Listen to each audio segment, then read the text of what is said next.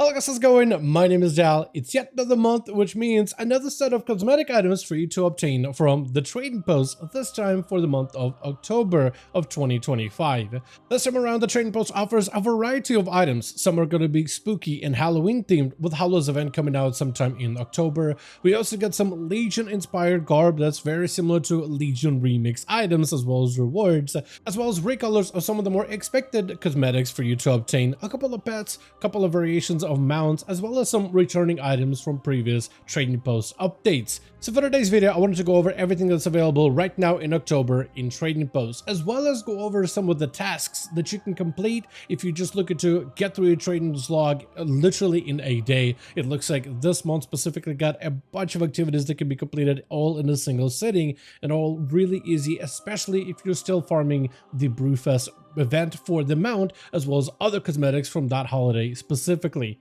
As always, if you guys want to see more regular updates for the War Within expansion or future updates like Legion Remix or Midnight Alpha, be sure to follow the channel and subscribe. But otherwise, let's dive right in.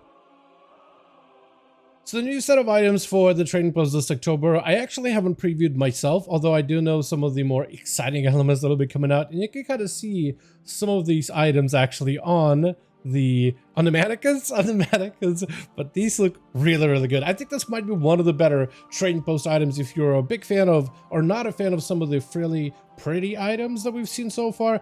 This time they're going to a little bit more of this spooky and even more of this demonic territory. Take a look at the actual items also. I'm just going to go from the top down, and we got the Headless Horseman Hallowed Charger, the holy version, which looks absolutely amazing. We've been seeing these mounts on PTR and data mining for a very long time, so it's definitely one of the better pickups from this event. Definitely a gorgeous mount if you're looking for like a paladin look, or if you're looking for a more like a holy death knight look. I think it can definitely fit either one of those two categories. But this also means with this mount becoming available in trading posts, we'll likely be seeing more variations of this. So I wouldn't be surprised if the October Hallows End event got updated with a brand new mount for us to be able to unlock. And like all the other horse mounts, it does fly, which definitely has an animation that either some players are gonna love or not like nearly as much. But imagine like a rider with a full like get up riding through the nightly lit skies, and you just see this holy light of this holy crusader on his horse galloping through the air. It is kind of awesome, to be honest. Now the other item here is the ensemble of the Horseman's Hallowed collection, which has the helm, the shoulders, which there's two variants. Then the next set is going to be the set that goes with the mount itself, the ensemble of the Horseman's Hallowed collection. So there's going to be like with a horse, there's a couple of variations from the green. I think there's supposed to be a purple, the red, as well as the holy, unless I'm mixing it up with maybe the Legion remix, some of those recolors for the Sagero armor. But definitely looks awesome and makes me feel like this paladin, but also a little bit of this evil death knight thing going on with the helm. However, if you're not a big fan of the whole paladin look or a death knighty look, you can't just use this as a normal cosmetic set if you're looking to add a couple of plate pieces as well as potentially some leather to your armor set. So the actual pieces themselves can actually be utilized in other sets or other pieces of transmogs as well, which I actually like it for its versatility. And the other set that's available too is the ensemble of the Fell Riders Azure Attire. So this one is based on some of the different decorations, is to match some of the different bikes that we've gotten over the past few weeks and months so far, like the promotional bike from the Doritos partnership with Blizz, the green Fell bike from the Secret Questline, the purple Fell bike that we got from the what was it? Was it Horrific Visions? I'm pretty sure that one came from Horrific Visions, but if you don't have the blue one, yet we have a blue attire, so possibly a blue bike to be revealed in the future. But I do like it. The set is very different. Doesn't quite feel like Warcraft with some of the leathers and plates and some of the different armors. This definitely looks a bit more modern, like with the jacket and everything, but I also like the uniqueness and like how different it looks in general. And if you still want more sets, you also still have the ensemble of Guarded Miss Attire. So if you're a big fan of the hooded poncho looking look, that's what you can go for. We also got Horseman's Hallowed Great Blade to go with the Horseman set. A brand new pet of the Snooty Fell Rusty Root Fell Snooter. Why is that so difficult to say? But apparently we got a couple of these Fell Snooters coming out over the next few weeks, and I believe one you'll be able to get from Legion Remix. We got even more weapons for the Hallowed Blade, so if you want one-handers or potentially a purple staff this time around, actually, Infernal Profane Staff, you can go for that as well. We got the ensemble of the Faded Sweatsuit, as well as the Infernal gear that matches the, or I guess it's supposed to match, which I actually think these are the voidy or purple versions of some of the different weapon transmogs we're about to get in Legion Remix. So if I'm not wrong, yeah, these actually might be a recolor of some of those weapons that we'll be getting in Legion Remix also very soon. As well as also have a shield, the Horseman's Hollow Bulwark. Actually, I really like the faces on this set specifically. A huge fan of the way the shield looks in particular. Outside of this, we also got some other stuff like the expected recolors of the war skirt and leg wraps, and there's a bunch of different combinations together with the faded mask as well. So all these different items can be purchased separately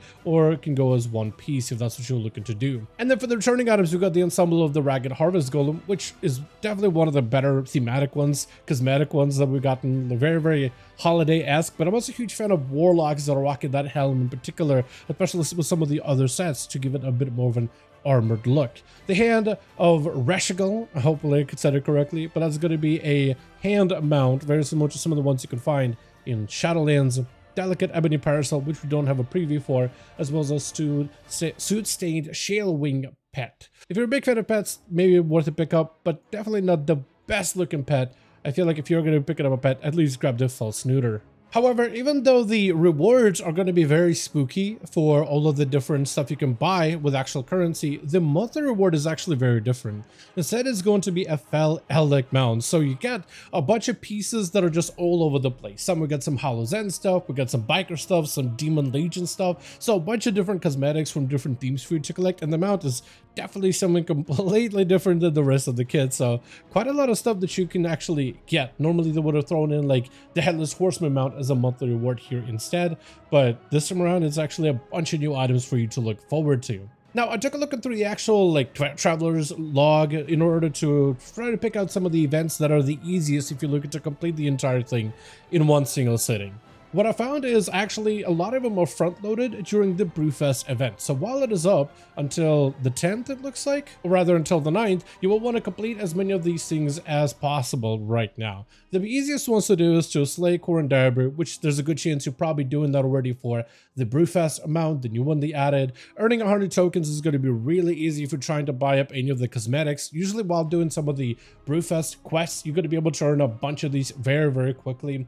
So you can actually, if you're doing them across multiple characters, you can earn up to 400 coins, which sounds like a lot, but it's actually incredibly easy as you get a ton of them for very little effort. So if you do all 400, you're looking at like 400 worth of points. If you're going for 600 of these points, which is, like I said, sounds like a lot, but it's not that bad. You're looking at overall getting 400 points just from the quest and prize tokens part of the Traveler's Log. And there's a good chance you're completing Brewfest quests while you're at it, so just at least completing 5 of them earns you about 100 as well towards the Traveler's Log as well. Completing 6 bar tab barrels, which is also really easy. Just fly from inn to a couple of different zones, specifically located in the Castle Gar area, so war within zones, as well as the Dragon Isle zones specifically. So all of those inns are really easy to do. It takes very little effort. You look at as well as participate in a chow down event, which doesn't even matter if you win or lose, you just get points either way. You're looking at earning about 750 of these easily just from completing a couple of Brewfest activities across maybe a couple of alts. And the rest of them will be unlocked automatically or nearly automatically. One of the easier ones will be complete 10 quests, and a lot of those Brewfest quests should also count towards this pretty easily. Completing a couple of phase dive and world quests is also really easy. You'll be doing that in Koresh for your reputations anyway, and while you're at it, you just need to complete one extra world quest in order to be able to get the complete 5 world quests for 50 more points. And that together should get you 1,000, which you can literally do in a single day with very little effort. So if you're looking for the fastest activities, those are the ones that I'll probably focus on. So Brewfest and a couple of world quests, and you should be done and done, gotten your mount, as well as whatever rewards you want to pick up from the trading post this month specifically. But with that being said, as always, I do want to thank all of you guys so much for watching, and I hope you guys did enjoy the video. If you did enjoy it or found it informative, go ahead and give this video a like, as it would very much appreciate it. Also, be sure to join our Discord community, especially with some of the upcoming events like Legion Remix, as well as Midnight Alpha updates they'll be covering over there pretty regularly as well. Let me know all your thoughts in the comments down below, and as always, I'll see all of you guys in our next one.